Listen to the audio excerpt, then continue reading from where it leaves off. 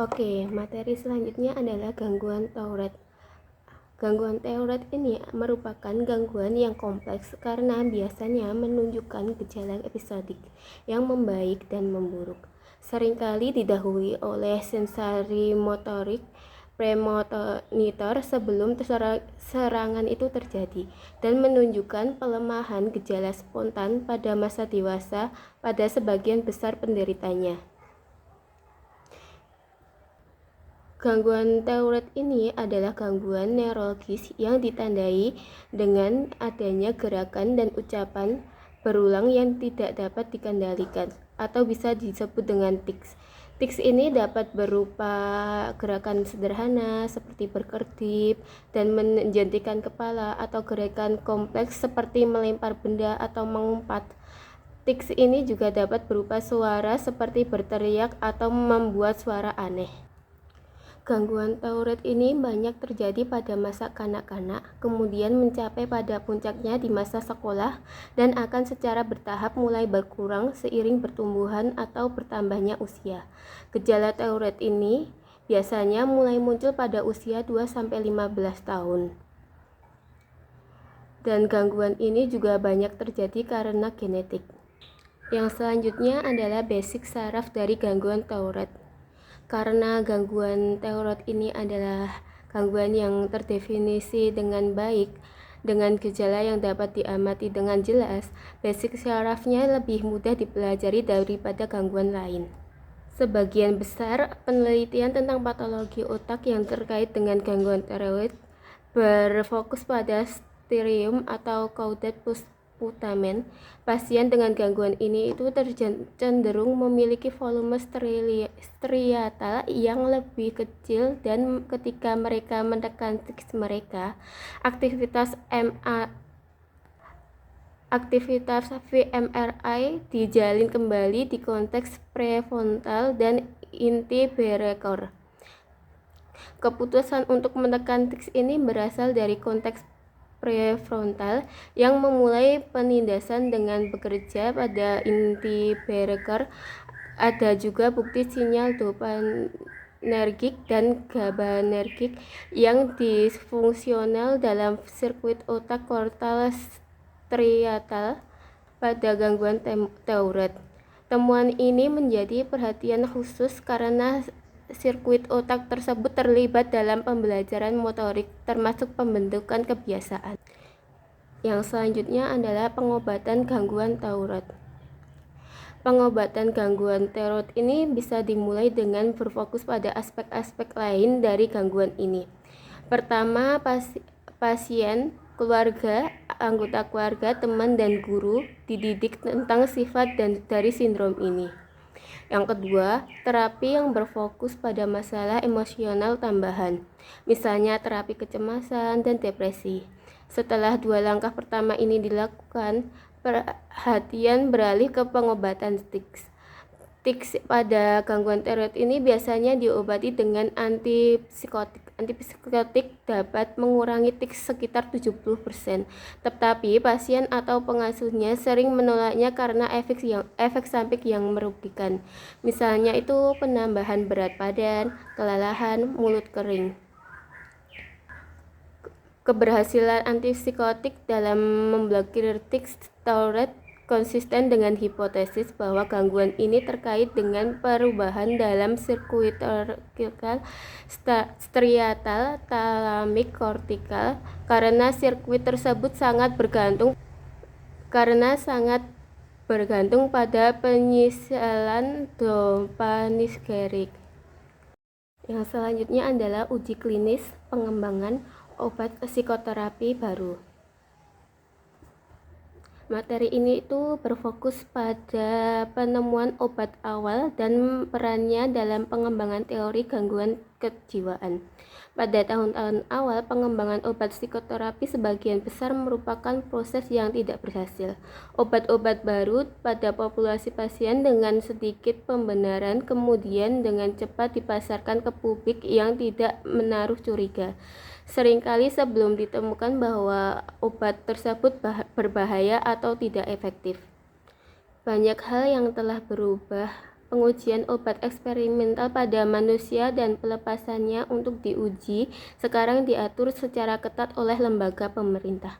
Proses pendapatan izin dari pemerintah untuk memasarkan obat psikoterapi baru dimulai dengan sintesis obat, pengembangan prosedur untuk mensintesisnya secara ekonomis, dan pengumpulan bukti dari subjek non-manusia yang menunjukkan bahwa obat tersebut kemungkinan besar aman untuk dikonsumsi manusia dan memiliki manfaat terapeutik yang potensial. Uji klinis ini mempunyai 3 fase. Yang pertama adalah fase penyaringan untuk keselamatan. Tujuan dari tahap pertama ini adalah untuk menemukan apakah obat tersebut aman untuk digunakan oleh manusia, dan jika aman, untuk menentukan berapa banyak obat yang dapat ditoleransi.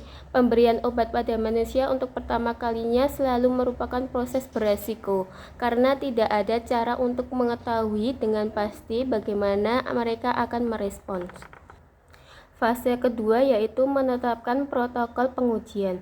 Tujuan dari fase kedua uji klinis ini adalah untuk menetapkan protokol atau kondisi di mana uji final kemungkinan besar akan memberikan hasil yang jelas. Sebagai contoh pada fase kedua ini adalah para peneliti berharap dapat menemukan dosis mana yang mungkin efektif secara terapeutik.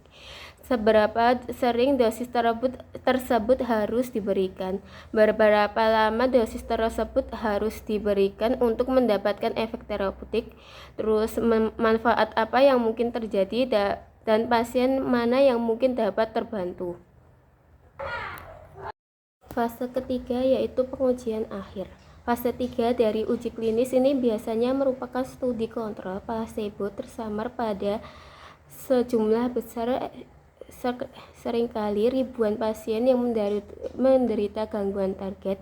Desain pengujian fase 3 didasarkan pada hasil fase 2, sehingga pengujian akhir kemungkinan besar akan menunjukkan efek terapeutik yang positif. Jika sesuai, tes pertama dari fase akhir sering kali tidak konklusif, tetapi jika menjanjikan, tes kedua berdasarkan desain ulang protokol dapat dilakukan dalam kebanyakan kasus. Diperlukan 2 uji coba mandiri yang berhasil untuk meyakinkan badan pengawas pemerintah. Pengujian yang berhasil adalah pengujian yang efeknya menguntungkan lebih besar daripada efek samping yang merugikan.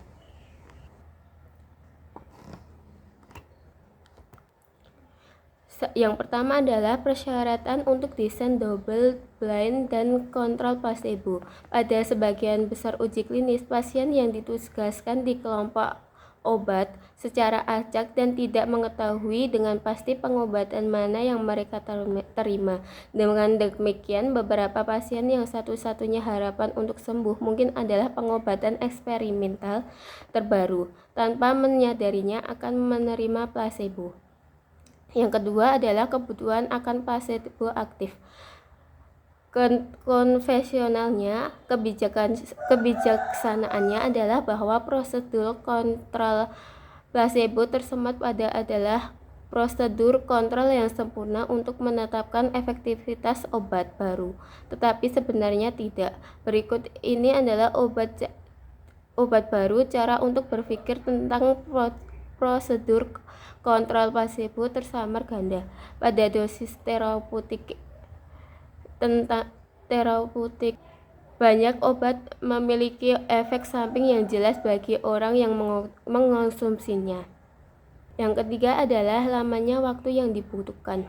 Pasien yang putus asa mencari pengobatan baru merasa frustasi dengan lamanya waktu yang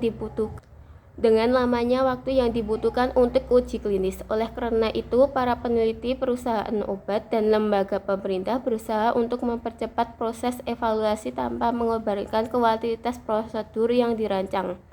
Untuk melindungi pasien dan pengobatan yang tidak efektif atau berbahaya, sangat penting untuk mencapai kompromi yang tepat. Yang keempat adalah masalah keuangan. Perusahaan obat membayar para ilmuwan, dokter, teknisi, asisten, dan pasien yang terlibat dalam uji obat tersebut. Mempertimbangkan jutaan dolar yang dihabiskan perusahaan-perusahaan dan fakta bahwa hanya sekitar beberapa persen dari kandidat obat yang memasuki uji coba fase 1 mendapatkan persetujuan akhir. Yang kelima adalah target psikofarmakologi. Hambatan utama dari pengembangan psikoterapi yang efektif adalah bahwa upaya tersebut seringkali ditujukan untuk menyembuhkan efektivitas seperti gangguan kejiwaan yang dipahami saat ini. Kemungkinan besar merupakan kelompok gangguan masing-masing dengan pola perubahan otak yang berbeda. Oleh karena itu, obat baru yang efektif kemungkinan hanya akan bermanfaat bagi sebagian pasien yang telah diberi diagnosis tertentu. Yang terakhir adalah efektivitas dari uji klinis. Terlepas dari kontroversi tadi yang menyelimuti proses uji klinis, tidak diragukan lagi bahwa uji klinis ini berhasil. Semua orang setuju bahwa uji klinis ini terlalu mahal dan memakan waktu terlalu lama. Tetapi Zivin menanggapi kekhawatiran ini dengan uji klinis ini dapat menjadi layak dipercaya, cepat dan murah, tetapi dalam satu uji coba. Hanya 2 dari 3 hal tersebut yang mungkin terjadi. Pikirkanlah tentang hal ini. Penting untuk disadari bahwa setiap uji klinis ini dipantau secara ketat saat dilakukannya. Setiap kali hasil penelitian menunjukkan hal tersebut, perubahan pada protokol penelitian ini dilakukan untuk mengurangi biaya, meningkatkan keamanan, dan mengurangi waktu untuk memberikan obat kepada pasien.